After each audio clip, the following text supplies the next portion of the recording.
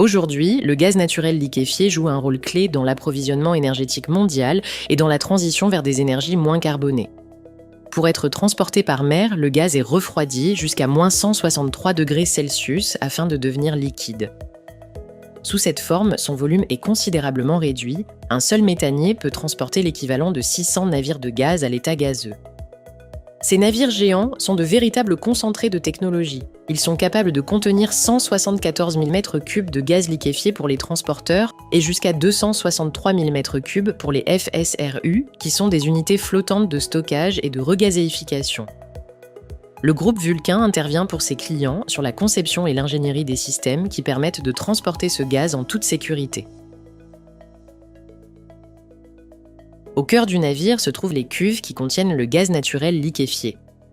Pour maintenir le gaz à -163 degrés, ces cuves sont équipées d'un système de confinement composé d'une membrane métallique et de couches d'isolation thermique haute performance.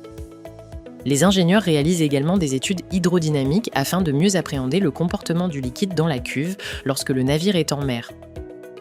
L'objectif est d'anticiper les mouvements du gaz et d'analyser les impacts des vagues internes sur la membrane ainsi que la structure du mât dans la cuve, cela pour mieux les renforcer.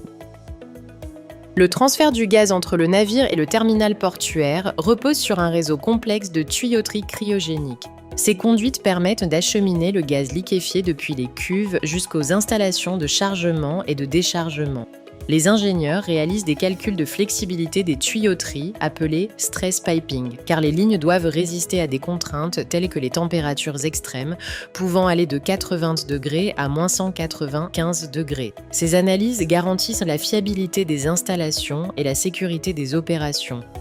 Une fois le gaz arrivé au port, il est transféré vers des terminaux spécialisés, puis il est stocké dans des réservoirs. Le gaz liquéfié y est progressivement réchauffé pour retrouver son état gazeux avant d'être injecté dans les réseaux énergétiques. Il peut ensuite être acheminé vers différents acteurs industriels ou distributeurs d'énergie. Tout au long de cette chaîne, les équipes d'ingénierie réalisent des calculs de structure, d'hydrodynamique et de contraintes mécaniques afin d'assurer la performance et la sécurité des infrastructures.